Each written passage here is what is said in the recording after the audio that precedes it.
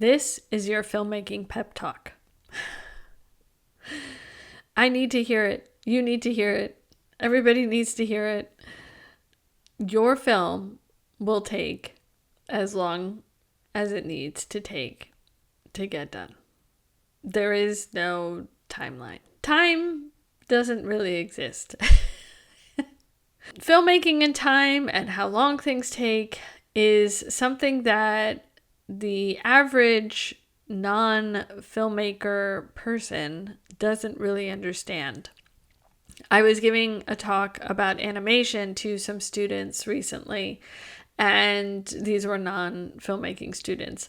And one of them asked, well, how long does it take to make an animated feature film? Like a month? I was so shocked at how off, a general person's idea of how long something takes versus how long the reality is. And then I was talking with somebody else who again asked me, what is a typical time frame for getting things done? I have my students working on an assignment where they have to submit a timeline where I bake into it certain amounts of time that always makes them go, wait, it's going to take me how long to do a short film?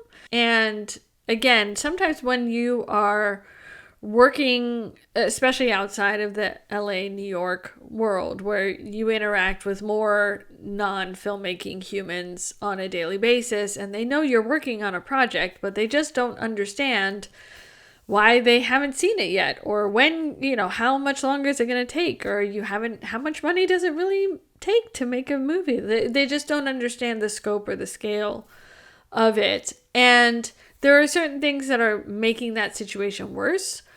One of which is obviously YouTube and social media. We're walking around with, 4K cameras in our back pocket. It is easy to shoot something and put it up immediately. And that immediacy makes people think, oh, well, that looks pretty good. It can't take that long to put it together, or it shouldn't cost that much to do things at a much bigger scale than walking around with your iPhone.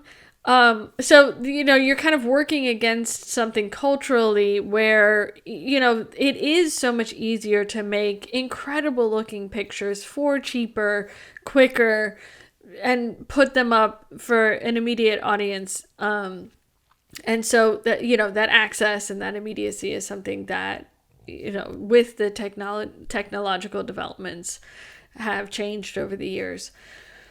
But when it comes to feature films or longer form content or television shows, it just, or really anything that kind of is at a really higher professional level, it just takes a lot of time, and it tends to take a lot of money.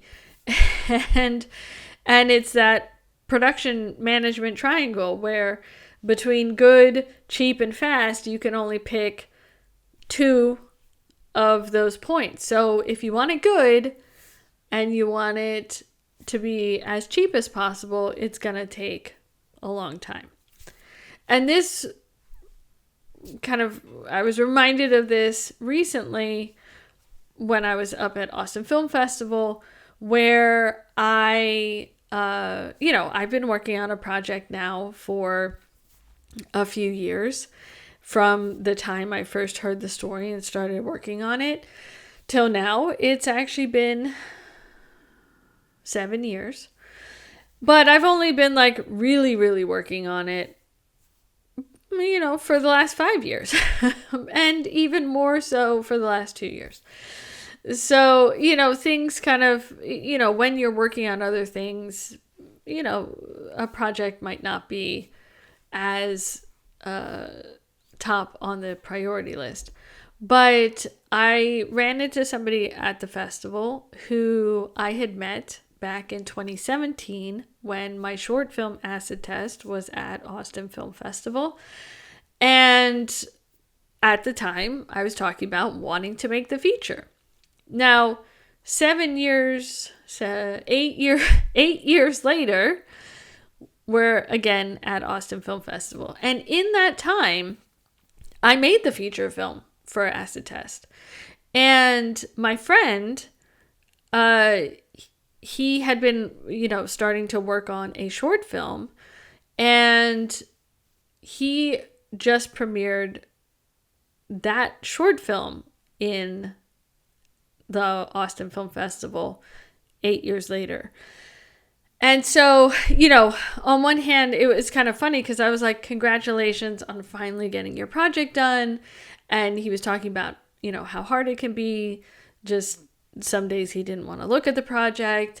And there are projects that don't get done sometimes. I mean, sometimes you just don't know what to do with a project and you kind of abandon it. But he was able to finally kind of put it together 8 years later, and it's been doing well on the festival circuit. And then kind of in turn, he was like, but, look at you. In the 8 years since we met, you were talking about doing a feature film and you did it, and now I'm working on other things.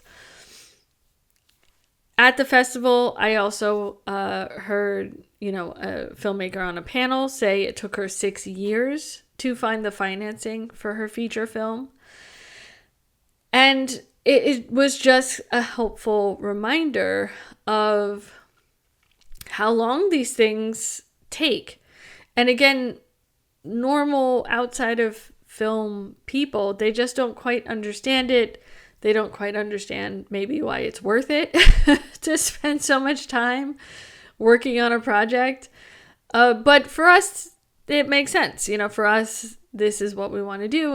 And these projects are worth it. They're worth this time. They're worth the effort and trying to find the money and whatever it is that's holding you up to get your projects finished.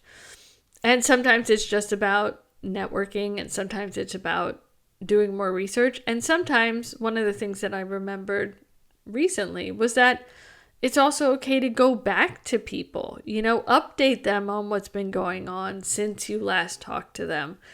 And one of the financing panelists at Austin Film Festival said that there was a woman that she talked to who said no to her 4 times when she asked for money, and then finally gave money to the project. So there's just a perseverance that is required for this industry. And, I was talking to somebody recently, and, he was asking if I would ever consider a different career. And, I've certainly worked in other things, like I pay the bills in other ways, but I wouldn't, this is something that I think the filmmakers that I know, and especially the filmmakers that stay in it, is, again, there's just something that you get from it over and over and over again. And then, when you get to the point where you're not getting anything from it, where it's not serving you or fulfilling you in some way, then it's time to either take a break or quit or try something new, try something different. But it is fulfilling in many ways, even though it probably looks crazy to other people. So, and just when I watch films, especially films that have gone to the top tier festivals, it just always is inspiring and reminds me that of the quality or of the worth of these stories, and why we spend so much time and why they might cost a certain amount of money and why it's worth putting in that time to make them, because they are life-changing. They move people, they affect people, they inspire people, and they're not phoning it in. I mean, nobody goes to Tribeca or Sundance or Toronto or Cannes or South by just doing something easy. They make films that are often personal and are saying something. There's blood in the water. You can't do this without some kind of sacrifice, without some kind of fear that you're going to fail, and without some real risk that you're going to fail. And I think that there are ways to do that without putting yourself in some kind of danger or bankruptcy or, things like that. But, this kind of filmmaking is obviously not for everybody, and it's obviously not the kind of commercial side of filmmaking, but that is what indie filmmaking is. And again, I find it very fulfilling and inspiring. And so if you also are in this slog with me and need a pep talk, this is your reminder that it takes as long as it takes. And I wish there was a better answer, but you just have to have this crazy faith. And that was something else somebody else said at Austin Film Festival. She said you just have to have this crazy belief that you can do this and you will get it done. And it just takes a lot of time, and it takes a lot of work, and it takes a lot of people, and it takes a lot of money usually. And there's something about the challenge that creates that I think appeals to filmmakers. Like, if it were easy, I would probably not be interested in it. There's something about the challenge that makes it exciting. It might not be healthy, but that's the reality. That it's exciting, it's hard, it's challenging, and it's worth it. I mean, I don't think I have zero desire to climb Mount Everest or go to space or, I don't know, dive down to the Titanic or whatever. But I want to make a movie.